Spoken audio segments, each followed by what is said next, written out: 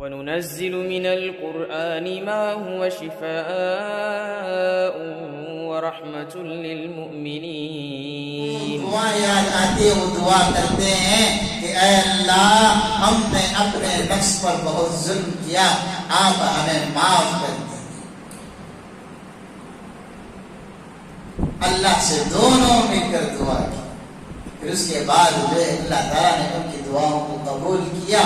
پھر اس کے بعد اللہ تعالیٰ نے کہا کہ آدم اور حوا دونوں کے لیے کپڑے بنائے۔ پھر اس کے بعد اللہ تعالیٰ دونوں میاں بیوی کو چین و سکون کی زندگی دنیا میں دی۔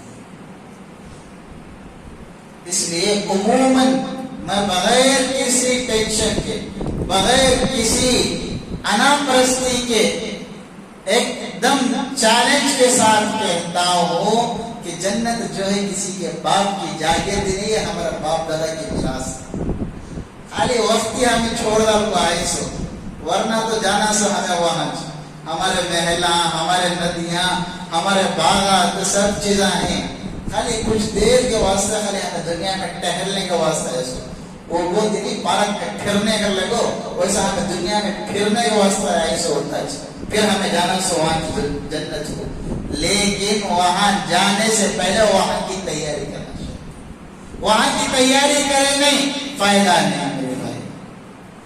دنیا سے جانے سے پہلے اپنے اعمال کو صحیح کریں نا سبھی انشاءاللہ۔ پھر اس کے بعد سورۃ الاعراف میں یہاں تک 8واں پارہ مکمل ہوا۔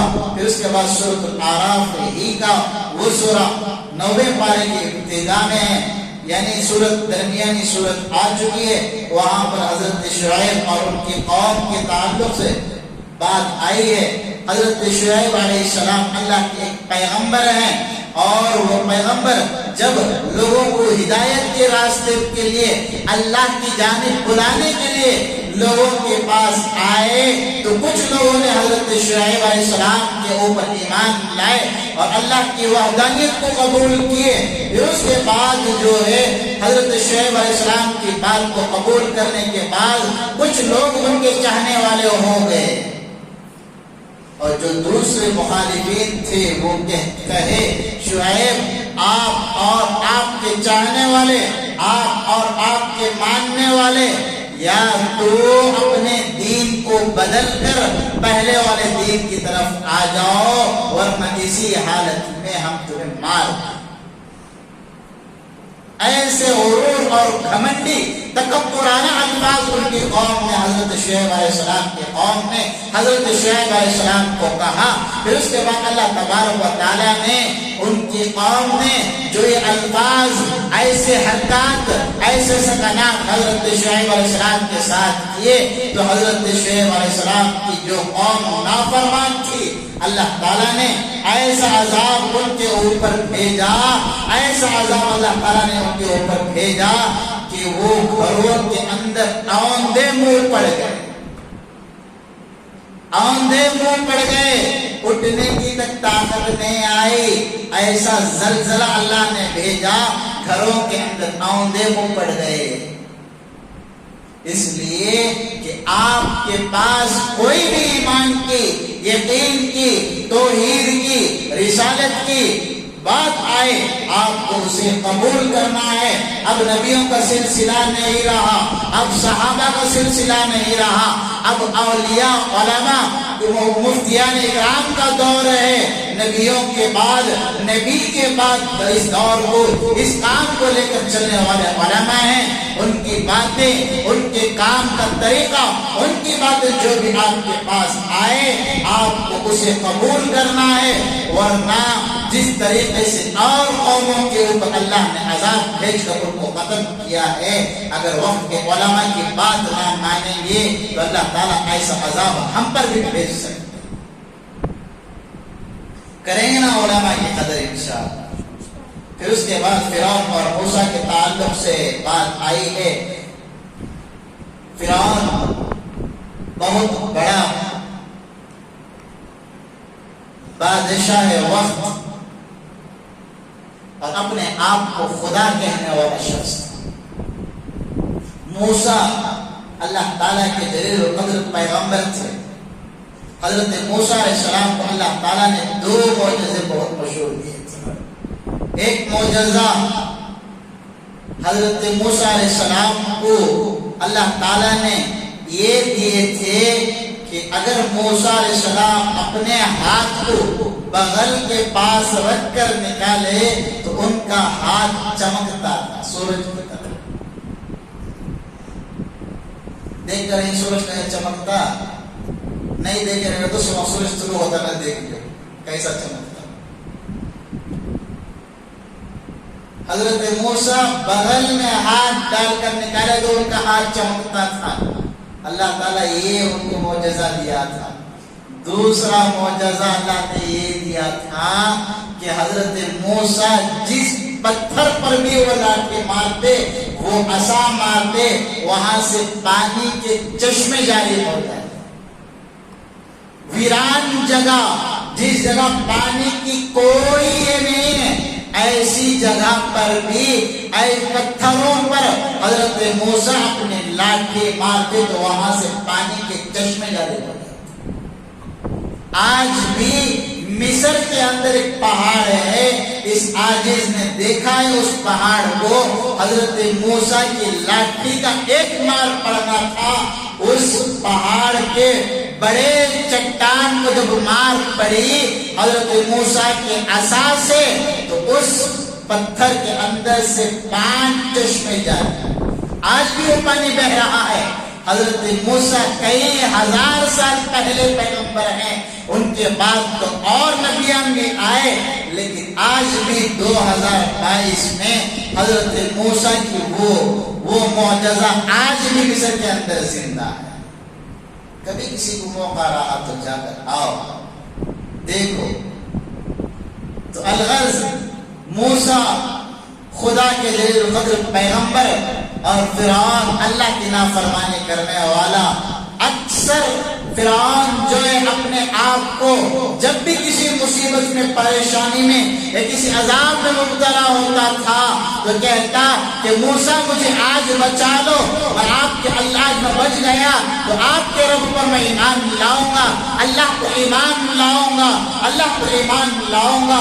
حضرت موسیٰ علیہ السلام اللہ کے حکم سے ان کو بچا لیتے، پھر فرعون جو ہے نافرمانی کرتا تھا، اللہ کی نافرمانی کرتا تھا، موسیٰ علیہ السلام کی نافرمانی کرتا تھا۔ تو الغرض ایک مرتبہ حضرت موسیٰ علیہ السلام کا اور فرعون کے جادوگروں کا مقابلہ ہوا۔ 9ویں پارے کے اندر ہے یہ چیز، سب چیز سورۃ الاعراف کے اندر۔ تو فرعون جو ہے چند جادوگروں کو بلایا اور پھر اس کے بعد حضرت موسیٰ علیہ السلام کو بلایا، کہا کہ موسیٰ اگر تم سچے رہے تو میں تم پر ایمان لاؤں گا اور تمہارا جو ہے مقابلہ میرے ان جادوگروں کے ساتھ تو ہوگا۔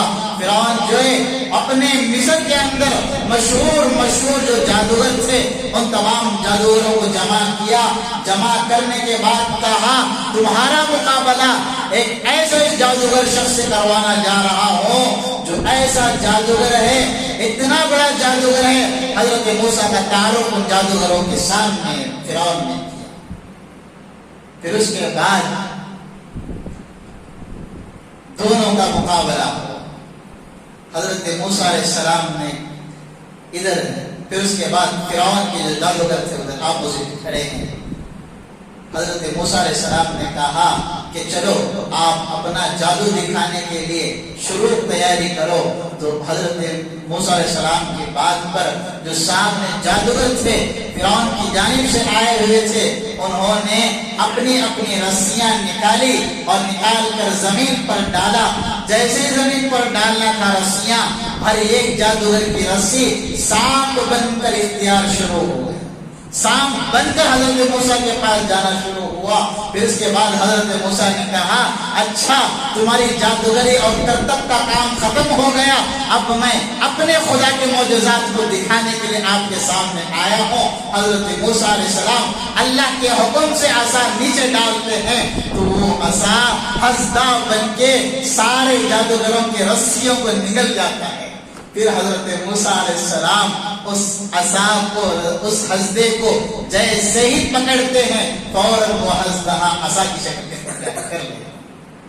پھر اس کے بعد جتنے جادوگر حضرت موسیٰ کو ہرانے کے چکر میں پڑے تھے سارے کے سارے حضرت موسیٰ کے قدموں کے پاس گر جاتے ہیں، کہتے ہیں کہ موسیٰ ہمیں آپ پر ایمان آ گیا ہے، ہمیں آپ پر یقین آ گیا ہے، ہم آپ کے رب پر ایمان لانے کے تیار ہیں، آپ کو پیغمبر ماننے کے لیے تیار ہیں۔ فرعون کو غصہ آیا، فرعون کیا کیا؟